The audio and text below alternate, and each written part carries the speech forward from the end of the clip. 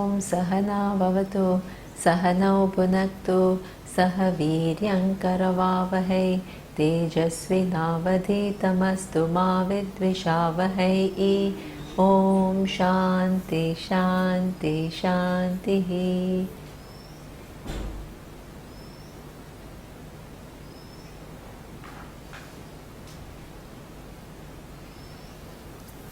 We've seen so far that what is the Tattva Viveka, what exactly is to be known, which is the final Tattva, the final truth.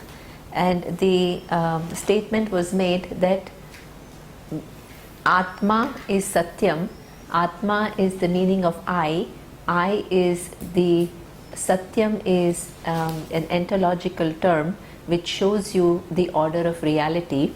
And that is the only absolute reality in the universe, and everything else is what we say mithya. Mithya means that neither you can say it is non-existent nor you can say that it is really existent, because it depends upon something else for its existence, and something else is just going on. If you look into any given thing, we will see that it just is nothing but forms within forms. So this is a very big order, and then it comes to how can I be the absolute reality. So the next question is asked, what is this Atma, what is I, that which is the absolute truth. Now everybody knows that I exist, but we all have notions about what the nature of I is, and according to those notions, which form in a few different categories, different ways of looking at those notions, first the Tattva Bodha begins to negate those notions by saying that this is what you are not. So the first set of notions that we have, a given way of looking at it, there is an overlap obviously between different ways of looking at it, but just to show you the range of mistakes that we make about the nature of I, it is divided in three basic categories. One is said that it is distinct from the physical body, it is distinct from the subtle body, and it is distinct from the causal body. So what we have seen so far is what is the physical body. We have seen that it is nothing but putting together of 5 elements which are grossified. Okay. So grossification involves that there are 5 subtle elements, namely space, Akasha, Vayu, Vayu is air, Agni is fire, water is Apaha, and Prithvi is the earth.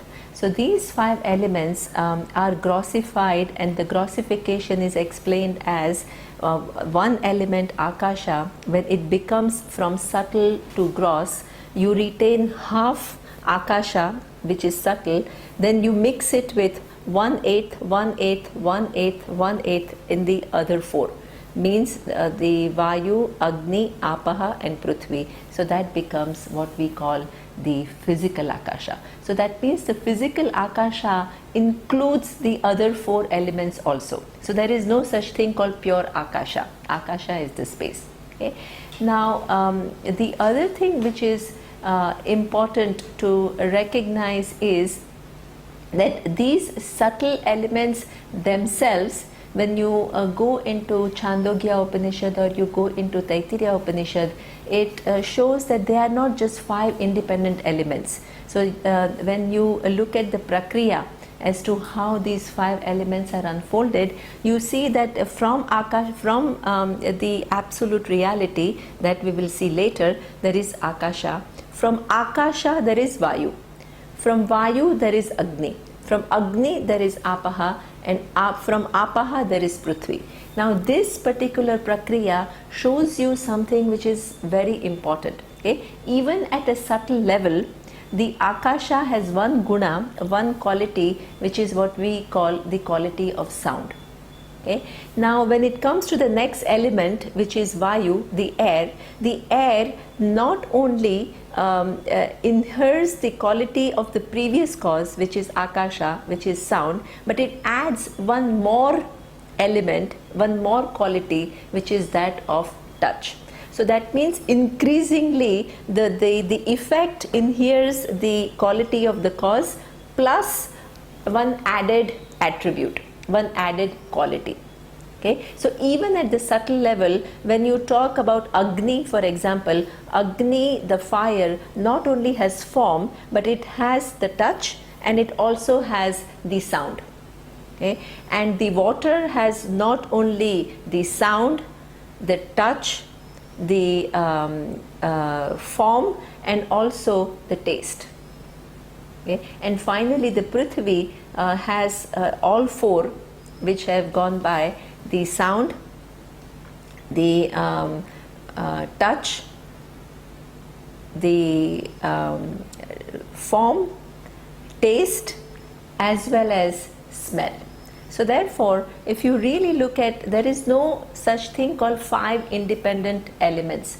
So each one inheres the quality. As you begin to acquire additional qualities, you have the qualities of the cause plus the new quality of an effect.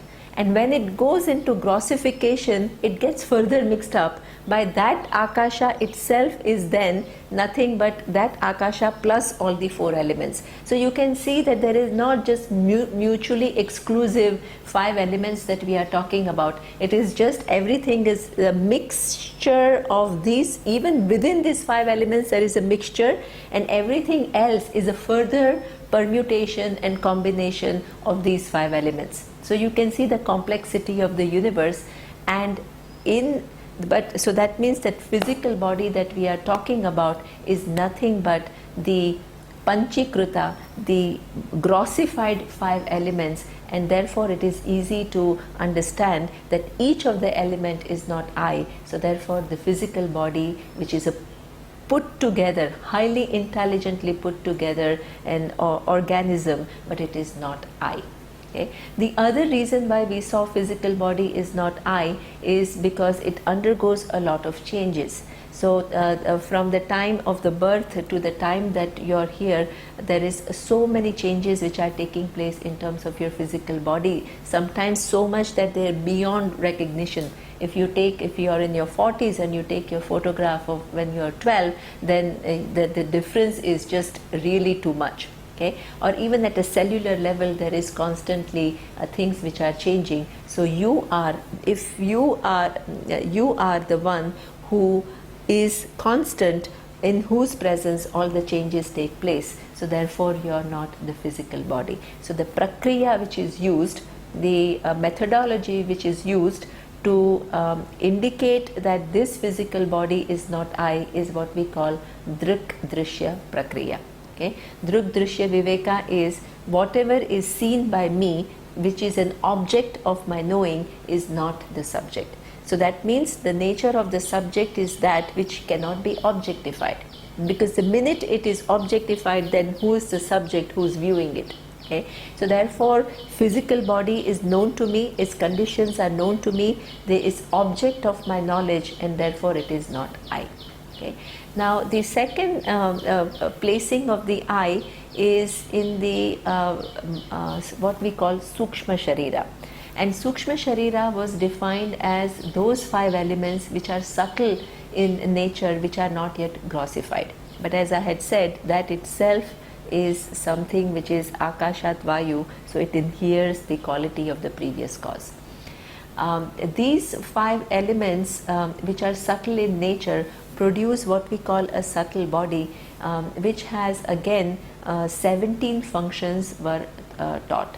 Now these functions that we talk about, 17 functions, some people make it 21. So we are not really stuck with the numbers. It's not a counting. It is looking at the subtle functions from a given standpoint and understanding that what do we mean by subtle body. Subtle body by definition means that, something which is subtle, which you cannot grossify. So what does it all include?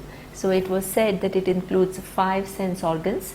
So 5 sense organs are your ears, your eyes, your nose, then your sense of touch, which is the skin, and then the taste. So these are the 5 sense organs. Now in the discussion of these 5 sense organs, the presiding deities were mentioned. Okay. Now presiding deities were mentioned, which has a very important function, because there you see that the sense organs have a certain quality of, let's say, picking up a sound. Ears can pick up the sound, and since the subtle body is also made up of 5 elements, okay, so the sound quality belongs to the akasha, the element space has the sound quality.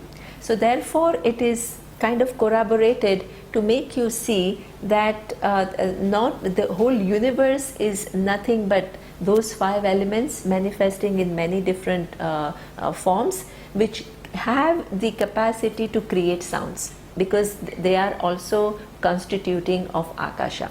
Okay, and you are given the sense organ, which is also made up of 5 elements, which picks up the corresponding quality, okay, of that presiding deity. So this is how the interaction becomes possible. So this is how everything is designed in an amazingly orderly fashion by what the eyes can do, and which is the presiding deity. It is the Agni, and Agni is the form, and it is the fire. Okay, which has the fire. It is the first element which has the form, and eyes is a sense organ which is able to pick up the form. So that way you can begin to see all the interconnectedness that exists in the universe. How from 5 basic things you can actually create this highly complex universe. Okay. Now what we saw is that you are not these 5 sense organs. These 5 sense organs are part of the subtle body.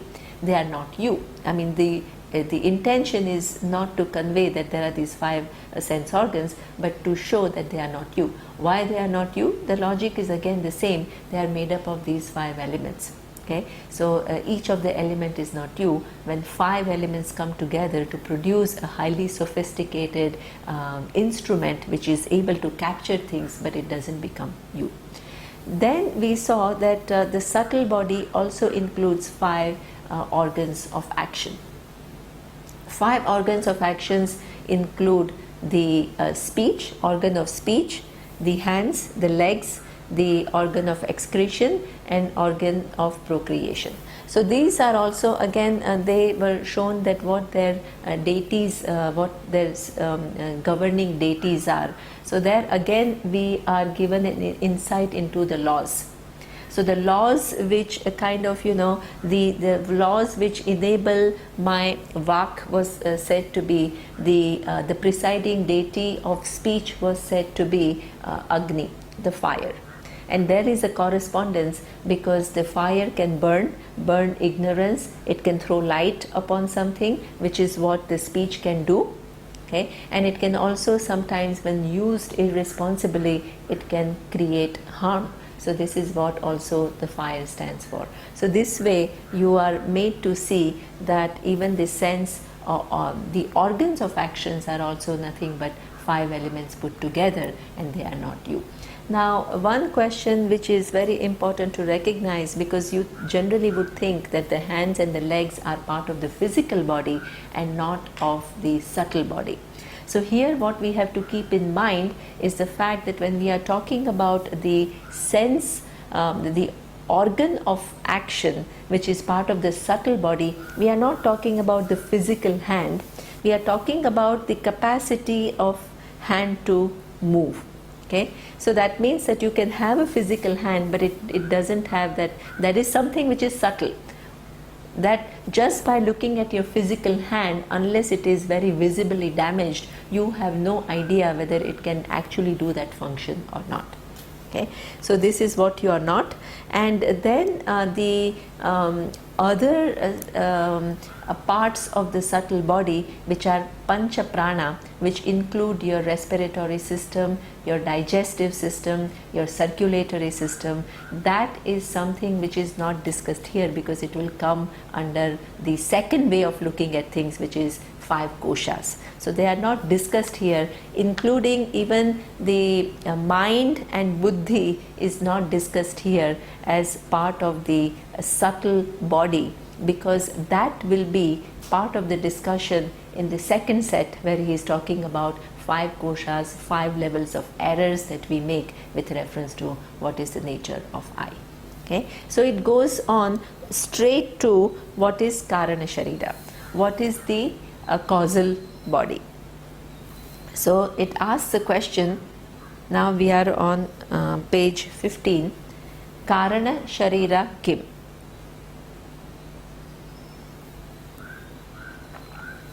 What is Karana Sharira? So here the answer is given, Anirvachya Anadi Rupam Sharira Dvayasya Karanamatra Sat Swarupa Ajnanam Nirvikalpaka Rupam Yat Asti Tat Karana Shariram. The Karana Shariram is that which is Anirvachya Anadi Avidya Rupam. Okay, it is something which is, first let us look at Sharira Dvayasya Karana Matram. It is the cause which brings about the two shariras, which are namely the gross and subtle bodies. So there, that means, if, what is the logic? If the physical body and the subtle body have come into being at a given point in time, there must be a cause. Okay, so that is what we call Karana Sharira. It cannot just come about. Everything that is there in the universe is connected through series of cause and effect relationship right from the time of the Big Bang. Okay, so therefore any emergence that comes, any manifestation that happens in the universe has a certain causes which are what he says, which are unmanifest in nature. So it says Anirvachaniya Anadi Avidya Rupam. Okay, so first it says it's Nirvikalpaka Rupam. It is something which is unmanifest, because the cause is something which has not yet, it creates the condition for a manifestation to happen. So therefore in itself the cause is what we call Nirvikalpaka Rupam, which is unmanifest. And how this unmanifest is not something which is just one time, but it says it is Anadi Avidya Rupam. Okay, so that means that it is Anadi. The causes are something which are taking place not at any given point in time, but from time immemorial. Okay, so why are these causes present? So first it says that it is Avidya Rupam. Now the whole contention is that Atma is something which is an absolute reality. Okay, now every human being is born not knowing this fact. So that means the basic the reason for your being born and experiencing the universe as a given entity is that you have avidya, which is ignorance of your true nature. So because you have ignorance of your true nature, you think of yourself to be as good as the physical body or the mind. And then you have a sense of lack or a sense of non-fulfillment, and to fill that gap, you engage in the world. You perform certain actions, and the actions that you perform have two kinds of result, which will come in detail later, but I have to explain here what are these causes. Okay, so any action that you perform according to Vedanta has two types of results. One is what we call drishta phalam, the seen result, and the other is what we call unseen result. So the minute you go and you extend yourself, you help somebody, there is not only a seen result of having some satisfaction or feeling good about yourself, but then it will also produce some conducive situation in the future. So every person has many unseen results which are accrued in this account, which is what we call the causal body. Okay, the causal body stores all the actions, the results of which you have not experienced so far, but it will create the condition for you to experience certain results in the future. So that means all the causes are lying. which are just in unmanifest form, which will bring into manifest a given situation. Okay. Now that itself is because of avidya, because the causes are lying because you think that you are a doer, you are an enjoyer, and until that avidya remains, okay, until that ignorance about who you are remains, you go on accumulating more and more causes. So the Karana Sharira is something which has so many different the unexperienced result of actions in their account, which will just, they are infinite in nature and they are anirvachaniya. Can you say that ignorance begins at a given point in time? If you say that ignorance begins at a given point in time, then what happens? Before that ignorance came, there has to be the opposite of what that ignorance, the opposite of ignorance. So opposite of ignorance is what? Knowledge. So then you can ask, if there is knowledge already, how can ignorance come? So you say that ignorance basically has no beginning. Okay, so this is where we say it's anirvachaniya. And this is what is important to understand. According to Vedanta, it is not only ignorance which is anirvachaniya and anadi, but everything else in the creation is not something. Generally, our understanding of the creation is in terms of linear beginning. Okay, so before it was not, and then it started, and then it just goes on. Okay, and therefore we are always asking for the first cause. But for nothing in this universe you can find the first cause. You look into your presence here today, certainly your presence today means that there is a cause. But when you look at the first cause, you will never find it, because you are here because you had a father and mother. Okay? Now that mother also had mother and father, then that father also had mother and father, and it just goes on, and you ask the question, who is the first father? But the father cannot come without being the son before. Okay, so therefore you cannot find that answer. You ask about the chicken and the egg, that same problem. So anything in this universe, in fact, to construe a universe which is linear in nature is totally against logic, because nothing in the universe you can arrive at the first thing. Okay, so our understanding of the universe is that it is cyclical in nature, and it is something which is anything is, for example, things like your ignorance, they are anadi.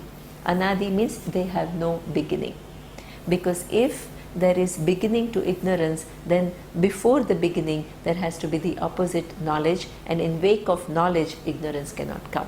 So therefore you the nature of this causal body is something which is anirvachaniya, it is anadi. Anadi is timeless, without any beginning. It is avidya, it is ignorance of who your nature is, and that becomes the cause for two bodies, which are physical body and subtle body, and it is Sat Swarupa Ajnanam. It is not knowing one's real nature, and itself is what we call Nirvikalpaka Rupam. The karanas, the causes, are in unmanifest form, which then bring to manifestation the physical and the subtle bodies. Okay, so that is what we call the Karana Sharira. What is important to recognize here is that until the avidya remains, until you have tackled this basic non-understanding of your nature, the causal body remains. And as long as the causal body remains, you keep on coming back, because the causes are too many for you to manifest in any given physical and subtle form. Okay? And that will just go on through cycles of creation. It will only end when you tackle the basic problem of avidya, ignorance, in any given birth. Okay. So now this is what we call is Karana Sharira. So now we have completed the first set of certain notions who I think I am and I am not. So you are not the three bodies which are physical, subtle and causal. Now why are you not the causal body? Because there are many Vedikas, people who believe in Veda, who take oneself to be that which the person, the entity called Jiva, who keeps on being born again and again in different physical bodies to experience the world differently. Okay, so now what is the logic to understand that I am not the physical, I am not the causal body? Okay, the logic is very simple, that action is something which is done by me, and the result of the action is something which I experience, and the causal body is nothing but accumulation of all the unseen results of action. So how can that result of the action be me? Okay, so it is just that is the logic to negate that I am not even the causal body. Otherwise, some people have an identification with the causal body, and they take oneself to be this individual who is distinct from the physical and subtle body, and who keeps on coming in different bodies to experience the world. And people end there. But here what we have to understand is this is not what I am. And the causal body also includes avidya. Avidya is ignorance of what the real nature is. Even avidya, can I say that I am ignorance? No. My ignorance is known to me, and when I correct that ignorance, the knowledge takes place. Then knowledge in wake of which the ignorance goes away is also known to me. Okay? So neither the ignorance nor the knowledge, which is the opposite, is I. I am the one in whose presence the ignorance and knowledge take place. Okay? So this is why I am not the causal body. Now the second set is where we given way to look at as to where our identification is. That is what we call the avasthatraya. Okay, so generally our identification is the personality that I have in a waking state is taken to be the nature of I. So to negate that identification, it says you are distinct from the person who is there in three states of experience. So he says, avastha trayam kim. What are these three states of experience? So he answers by saying, Jagrat, Swapna, Sushupti, Avasthaha. One is the waking state, the other one is Swapna, is dream, and Sushupti is deep sleep. So there are three states. Then he explains what are each of the states. Okay. So here he says, Jagrat Avastha Ka. What is the waking state? Okay.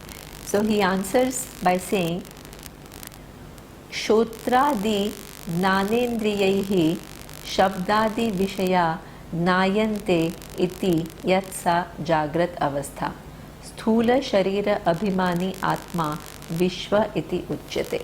Okay. So the waker is something where what happens in a waking state. He explains here that you have the organs of sense organs such as the eyes, ears, and then you have the objects which have form, which have sound, which have a sense of touch. So the sense organs come in contact with sense objects. The sense organs come in contact with the sense objects, and then that is what we call Jagrat Avastha. Okay? And that in order for the senses to operate, you need the physical body. So therefore it says that Sthula Sharira Abhimani Atma, that in the waking state there is very much the presence of the physical body. Okay? And that is what we call Vishwa. That is, the waker is given a name called Vishwa. Okay? Now a few things are very important. People generally think that in waking state there is the physical body, okay? Which is true, that waking state is one state where you have the physical body, but you also have subtle body. Okay? So as we have seen that in order for your eyes to operate, you need the subtle body. And in order for the physical and subtle body to be there, okay, you also need the presence of causal body, because the physical body is going to undergo many different changes, and those are governed by the causal, okay, the causal state which is yet to come. So therefore in the waking, it's not that there is only physical body. In fact, there are all three. There is physical body, there is subtle body, and there is the karana. There are all three are present. But as we will see in the dream, the physical body is not present. Therefore, here they talk about the presence of physical body. Okay, but it should not be construed that it's only physical body. Some people make that mistake, that they are all three. Okay, and because of all three, there is a complete, the person is Vishwa, there is a complete, and this is why that even though we have three states of experience every day, which is waking, dream and deep sleep, why our identification is with the waker. Okay, I don't really mistake myself to be the dream that I had. Okay, I don't mistake myself to be in the deep sleep that I experienced every day. Okay, all my identification is with reference to the identity which is in the waking state. And in the waking state, the identity is full because it involves all three. Okay, so this is what we call, it is Vishwa, it is complete. Okay, then what is the Swapna Avastha? It explains what is the dream state. It says, Swapna Avastha ka iti chet Jagrat Avasthayam yat drushtam yat shrutam yat janita vasanaya nidra samaye yaha paranjaha pratiyate sa swapna avastha Sukshma Sharira Abhimani Atma Taijasaha iti Uchyate. Okay. So what is described as the dream state is that whatever is experienced in a waking state. Okay, in the waking state you are interacting with the world, your sense organs are operating, the sense objects are there, it creates a certain impression in your mind and they are stored in the memory. And in that memory, whatever is heard, whatever is seen is something that storage which at the time of deep sleep it starts to come out. Okay, tat janita vasanaya. Okay, so the impressions remain in the mind and you don't know exactly, you don't begin to create your dream deliberately. But certain impressions are created, and when the mind has gone to sleep, those impressions will find some permutation and combination which is totally non-deliberate on your part.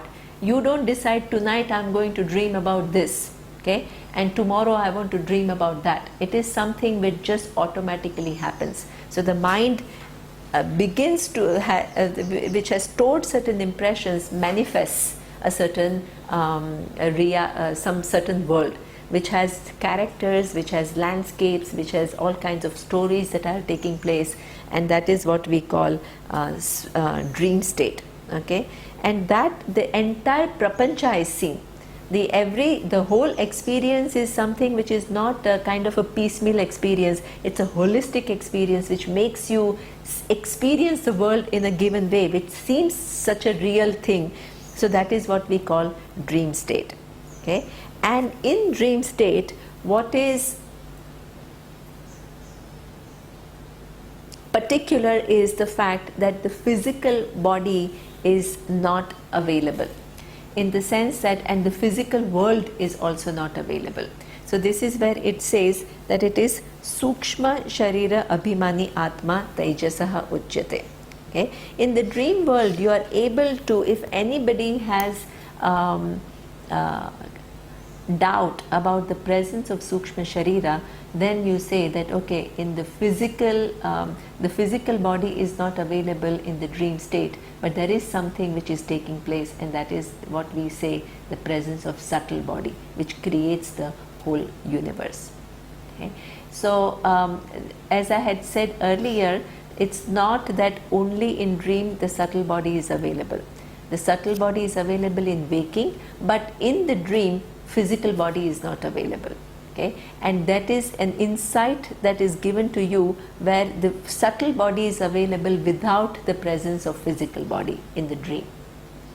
Okay? And that is what we call the dream world. Now this dreamer is what we call Tejasaha, but that Tejasa, what we have to understand, what is said here is that we will see that when I do the next, but the important point that we have to recognize here is that if I'm basically a waker, okay, if that is my intrinsic nature, I can never actually give it up. Okay? But when I, in the dream, the waking world and the waker identity is something which is just not available to me. So that means that I can be a very wealthy person in my waking state, but I can dream that I am a pauper. If there is a financial crisis and it has created some impressions, you know, I'm reading all the newspapers and the stock prices are going down, and the companies, big banks are closing. So these create a certain impression, and you create a world in the dream where you can imagine that you've lost your business and you've incurred big losses and you have lost all the money that you have, which has got nothing to do with the waking state and the bank balance that you have. Okay? So this is where you are capable of creating something which is totally different, which has no connection to the waking world. And that means that if you are able to give up the state of the waker, even for a given length of time, it gives you the understanding that that is not my intrinsic nature. Because whatever is your intrinsic nature, you can never give up at any given point in time. The very fact that you find yourself as free from how you experience self in the waking world, in the dream world, it shows that the characteristics that are inherent in the waking state are not your real characteristics. They are not your intrinsic characteristics. Okay? And what is available is your Sukshma Sharira without the physical body. Then there is a third state, which is, he says, that the third state is what we call deep sleep state. Tataha Sushupti Avasthaka. What is the deep sleep state? Here he explains, Aham kimapi na janami sukhena maya nidra anubhuyate iti sushupti avastha. So the deep sleep is described as that where you don't know anything. Aham kimapi na janami. I don't know anything. Okay? Sukhena maya nidra anubhuyata. Okay? That I am just happy. I am experiencing, it's kind of a calm and quiet.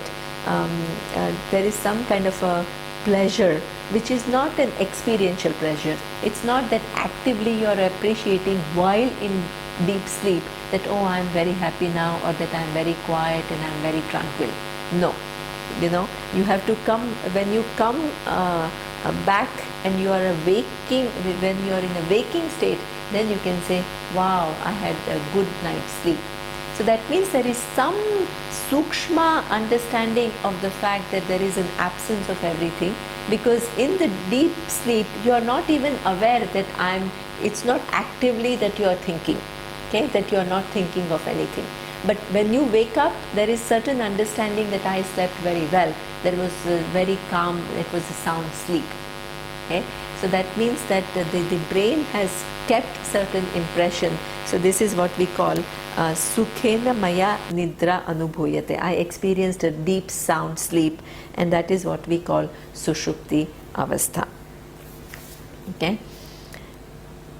Now that in the deep sleep there is no physical body, no identification with the physical body. there is also no identification with the subtle body. Okay? So what is present is only what we call Karana Sharira. So that is one state where the physical and subtle body go away, and therefore the physical universe ceases to exist. Even the mind and its activities which are available in the dream world are ceasing to exist. All that is there is the causal body in the unmanifest form. Okay? But there is the entity which is very much there. That entity brings about the continuity, right? That when you wake up, you continue as the same person, because the causal body is very much there. Otherwise, the minute you get rid of your physical body and the subtle body, then it's gone. Okay? But that continuity is provided through the causal body. So the same person continues when the person wakes up. Now,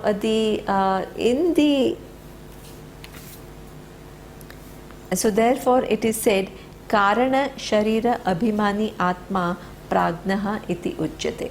So that in the deep sleep, what you experience is Karana Sharira, and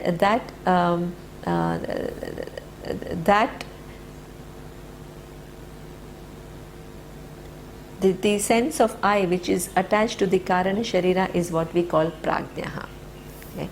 So this, what is now said is that every human being experiences the three avasthas: the waking, the dream, and deep sleep. And the identification that person has is basically as the waker. Okay? Because that's if you ask who you are, all the description refers to every experiences that you have gathered in waking. Now, what is the point here? To show that, to shake the fact that I am that waker who experiences the world in a given way. Okay? You are shown that if waker was you, and if that was your inherent nature, that should always remain. But the very fact that every day, for in fact the waking time out of 24 hours is how many hours? Because 8 hours of sleep if you have, out of 24 you minus 8, so you have how many? 14 hours. No, you have 16 hours. Okay? You have 16 hours of waking, and then you have 8 hours of dream and sleep state. So that means that if the waker is you, then you cannot give it up for 8 hours every day or 8 or 9 hours every day. So that shows that you are not the waker at all. That is not your intrinsic nature. It also makes us appreciate the fact that the waking is the full avastha where all the possibilities of knowledge take place. Every knowledge, every knowing takes place there. Every understanding takes place in the waking state, because in that state you have the full faculty of Sthula, Sukshma and Karana Sharira. You have the physical body, you have subtle body, and you have the causal body with you. Whereas in the other two states, one less. In dream you have only subtle and causal, and in the deep sleep you have only causal. Okay? And the causal is something which is in and through all three states. So that is giving continuity. So that explains away what is this personality. Okay? How does it experience the world? And it also gives some insight into the plausibility of the three different bodies which were talked about before. By making through your experiences and taking away one given aspect, you are made to see the presence of the other without the other. So you can then infer that yes, there is a possibility of having three different bodies. Okay? But the point is that the waker is not you. Now that is this second set. The first set is the three bodies are not you. The second is the three states of experience that you have that are not you. Okay? And even in deep sleep, I just want to highlight one thing, that deep sleep is something which is highly refreshing in nature. So that's why a waker, for example, when you are too troubled, when you are too stressed, what happens is that you are given what we call tranquilizers to calm your mind, and then you can go to sleep, you can relax. So waking, the deep sleep is a state that is given to us, which actually it's a great relief, because the waker can work oneself up to become so stressed and so entangled, and this is a respite and a relief that is given to us every day to get rid of all these accumulated burdens that we pick up for ourselves. And this is why, because it is so relaxing, you have, even in a waking state, because in the deep sleep you don't know that you are so relaxed. So there are some techniques in yoga which we call yoga nidra, or even in meditation. You are taken to this deep relaxed state of deep sleep, but in a waking state, where you are aware, that awareness is there, that I am totally calm, I am totally tranquil. Which that awareness, that means your mind is functioning. It is not like deep sleep, but at the same time you get the experience, the relaxation that is available in deep sleep. Okay, so that deep sleep is something which is functionally also extremely important state, where you get some kind of a respite from your day-to-day challenges. Okay. But that is not you, and this is why while in a waking state, if you want to recreate that deep sleep state of relaxation, that is not you either. Okay? Because that is again part of the three bodies, the physical, subtle and causal bodies. Okay? So that is not what you are. So anybody who thinks that in the waking, if I have quietened my mind, okay, and I am very tranquil and I am very silent, that is what I am, that is what I have to achieve, that is not what I am. Okay? So I am something which is distinct from all three different states of experience. Now the third way of looking at it is what we call the Panchakosha. So here it says that the Panchakosha is unfortunately very often described as 5 covers, the 5 things that cover Atma. As we will see, and the statement is made, is that Atma is something which is the absolute. How can anything in this universe which is only as though can cover the Atma? Nothing in this universe can actually cover the Atma. Okay? If Atma is capable of being covered, it just becomes one of the objects in the universe, because there is one thing which enjoys the same order of reality as the other, and one is capable of covering the other. Okay? So then that would just not make it limitless. So here the kosha has to be taken as different locus of error and not the actual physical covers. So different locus of errors that we make, which as though cover the real nature of Atma. So that means koshavat avachadakatvat. Like any kosha, it actually covers the real nature of Atma, but it is not to be thought of as an actual cover. Okay. So what are these 5 locus of error? It says there are 5 locus of errors. One is Annamaya, that which is modification of food; Pranamaya, which is modification of prana; Manomaya, modification of mind; Vijnanamaya, modification of the modification which is not modification, the modification which refers to the faculty of decision making and cognitive capacity; and Anandamaya, the faculty which makes you the enjoyer. So these are the 5 different locus of error. You think Atma is Annamaya, is each one of them is explained here, which we will see the first now. It asks, what is the first level of error that I make with reference to Atma. So he asks, what is Annamaya?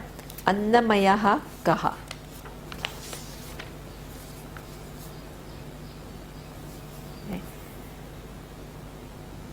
The answer is Anna rasana eva bhutva Anna rasanena eva vruddhim prapya Anna rupam pruthivyam yat viliyate tat annamayaha koshaha sthula shariram.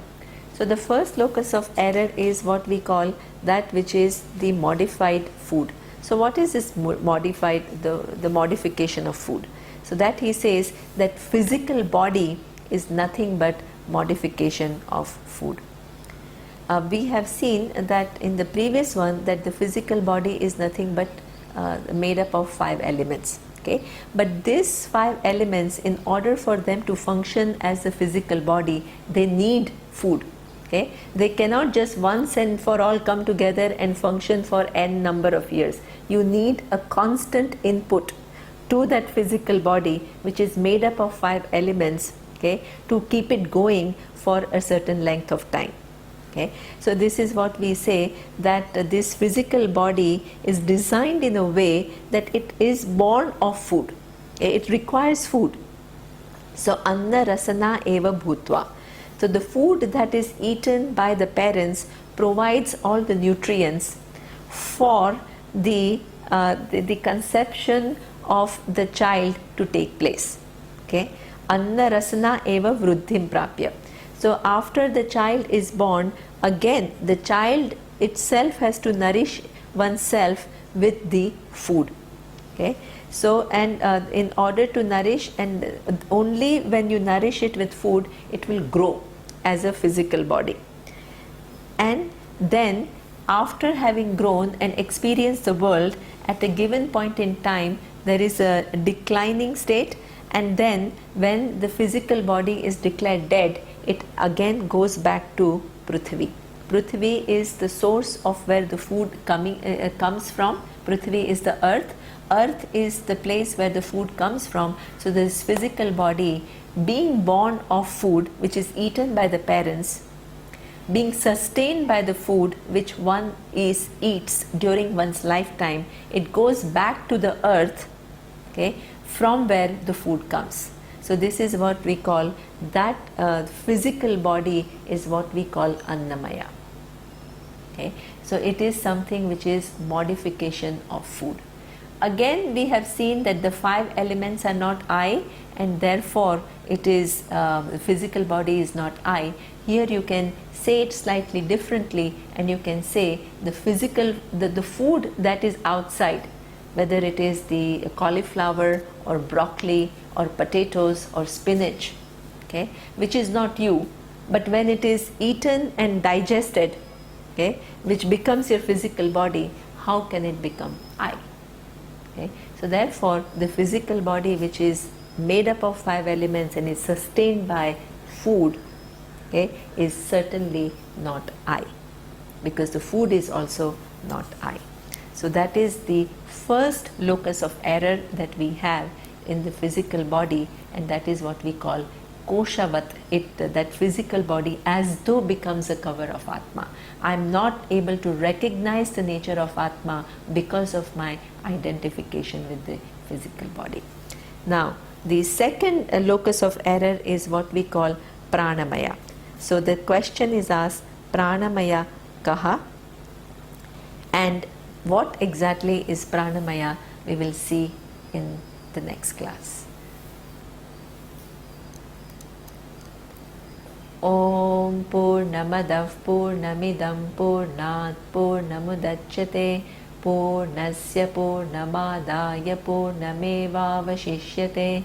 Om Shanti Shanti Shanti. Om Shri Gurubhyo Namaha. Harihi Om.